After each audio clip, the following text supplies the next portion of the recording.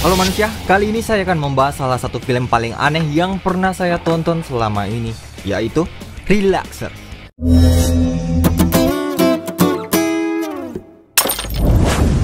Film diawali dengan memperlihatkan seorang pria bernama Abby yang tinggal di suatu apartemen dengan kakaknya yang bernama Cam. Abby adalah seorang gamer yang sangat obsesif. Ia terus bermain video game sepanjang hari dan ia tidak mau bangkit dari sofanya. Bahkan saking malasnya, Abby lebih memilih untuk pipis ke dalam jerigen susu yang ada di depannya tanpa sepengetahuan Cam.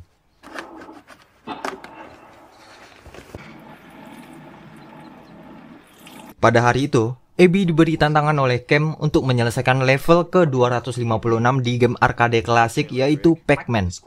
Level ini dianggap sebagai level tertinggi dalam permainan tersebut dan sangat sulit ditemukan orang yang bisa mencapai level tersebut. Cam memberikan waktu 1 minggu kepada Abby untuk menyelesaikan tantangan tersebut, lalu menawarkan hadiah berupa uang senilai $100.000 sebagai imbalannya. Dan bodohnya Abby, ia malah menyetujui tantangan gila dari Cam itu. Setelah itu, Cam yang mengira jika susu di dalam jerigen itu mestilah susu murni, dengan spontan Cam langsung menuangkan susu yang tersisa ke dalam botol minum Abby, lalu menyuruh Abby untuk meminumnya. Tentu saja Abby menolaknya, namun Cam yang terus memaksanya membuat Abby mendekatkan botol tersebut ke mulutnya hingga akhirnya Abby pun menjadi muntah akibat bau kencingnya sendiri di dalam susu tersebut.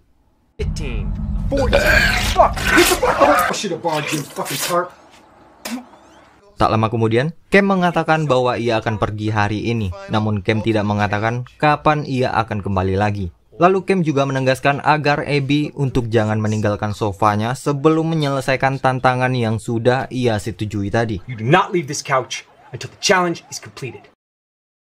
Dallas, hey, I'm in a challenge emergency. Keesokan harinya, Abby menelpon temannya lalu meminta kepada si teman untuk membawakan pizza serta beberapa minuman bersoda untuknya. Setibanya di sana, teman Abby yang bernama Dallas ini langsung mencium aroma yang tidak sedap di dalam ruangan itu. Namun karena ia telah terbiasa dengan Abby, jadi Dallas dapat memakluminya. Di sana Abby menjelaskan bahwa ia tidak akan beranjak dari sofanya karena ia sedang melakukan suatu tantangan yang berhadiahkan uang. Lalu Abby juga mengatakan jika ia belum bisa membayar belanjaannya barusan dan akan berjanji membayarnya ketika ia telah menang nanti. Tak hanya itu, di sana Abby juga terus meminta setiap pertolongan kepada Dallas, dari membukakan jendela, mencarikan sandwich sampai menyalakan televisi. Karena tidak mau bangkit dari sofanya, Dallas yang semakin kesal pun langsung mempermainkan Abby dengan tidak memberikan minuman yang telah ia beli tadi kepada Abby. Namun yang terjadi selanjutnya sangatlah di luar perkiraan BMKG. Abby malah memasang kacamata 3 dimensinya dan pada saat itu juga secara kebetulan minuman soda yang dipegang oleh Dallas meledak. Dallas yang tadinya kesal sekarang berubah menjadi takut dan akhirnya pergi meninggalkan Abby sendirian di apartemennya. Kini Abby harus berjuang sendirian untuk mengambil minuman yang letaknya tidak terlalu jauh darinya. Walaupun dekat, namun ia masih tidak ingin berdiri karena harus menyelesaikan tantangan itu. Dan ia harus berusaha menjamungkan pengait dengan tripod kamera agar bisa mengambil minuman tersebut.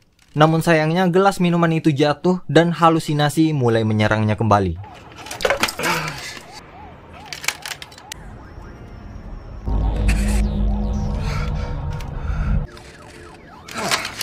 Keesokan harinya, datanglah 2 orang petugas yang mengatakan bahwa telah ada kebocoran gas dari luar apartemennya. Lalu salah satu petugas itu menutup jendela Abby dan lanjut membersihkan setiap kolong dan sudut di ruangan itu. Sedangkan Abby masih bermain game dan tidak ingin beranjak dari sofanya, sehingga petugas itu harus mengangkat Abby beserta sofanya terlebih dahulu. Beberapa hari kemudian, ruangan apartemen Abby sudah terlihat sangat sesak, di mana ia harus memakai masker untuk terus bertahan di sana. Dan tak lama kemudian, salah seorang temannya yang bernama Erin mendatanginya untuk memberikan sedikit makanan serta menasehatinya agar menyudahi tantangan itu. karena level ke-256 di game Pac-Man itu sangat mustahil untuk dimenangkan. Namun sayangnya, Abby tak mendengarkan dan tetap meneruskan tantangan dari kakaknya itu.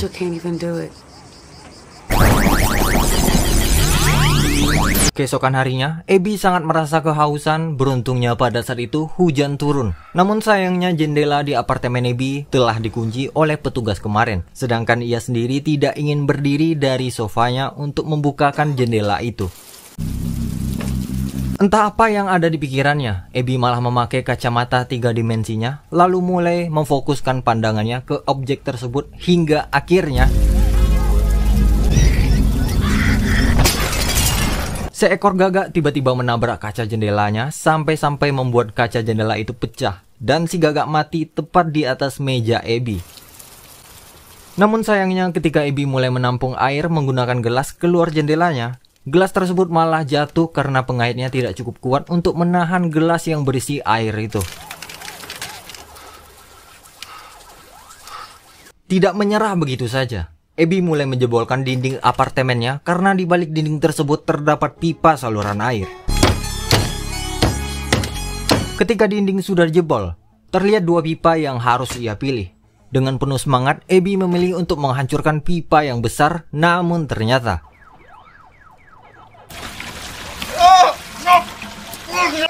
pipa yang besar ternyata adalah saluran pembuangan sedangkan saluran air bersih berada di pipa yang kecil.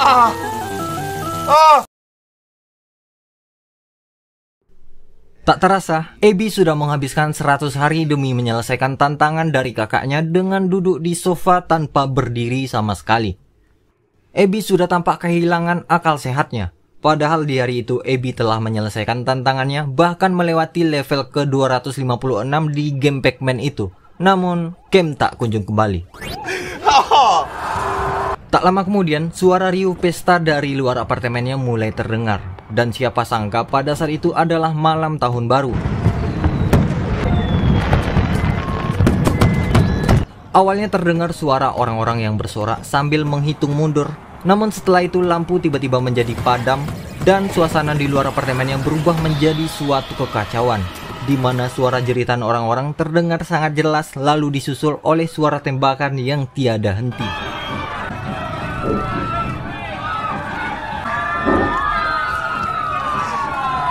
Di sanalah Abby mulai mencoba untuk bangkit dari sofanya. Namun ia tak sanggup berdiri lagi karena otot-otot kaki yang sudah lama tidak digunakan dan juga nya yang telah mengeras yang membuat pantatnya lengket di sofa itu. Setelah berusaha sekuat tenaga, Abby akhirnya tak sadarkan diri.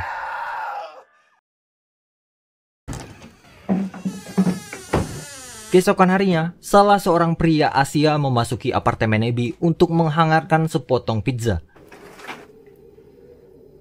Setelah beberapa menit di sana, barulah pria tersebut menyadari jika Abby telah membeku di sofa apartemennya itu. Ternyata pria Asia itu datang ke apartemen Abby bersama Cam. Di sana mereka mencoba membangunkan Abby hingga Abby tersadar dari pingsannya. Namun ketika baru saja sadar dari pingsannya, Cam malah memaki-maki Abby sambil menjelaskan jika tantangan yang ia berikan itu hanyalah suatu kebohongan.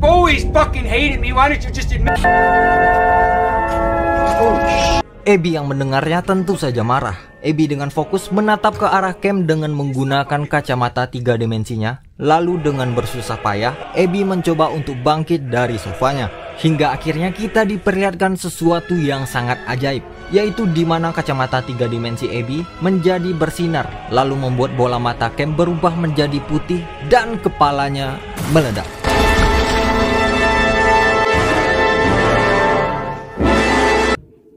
Di akhir film, terdengar suara pintu yang sedang dibuka paksa oleh seseorang yang tidak diperlihatkan. Dengan sigap, Abby langsung menodongkan pisau ke arah orang tersebut. Namun ketika Abby telah melihat orangnya, Abby malah memutar balikan pisaunya seperti bermaksud memberikan pisau tersebut ke seseorang misterius itu. Sambil tersenyum kepadanya, lalu berkata, "Kau berhasil."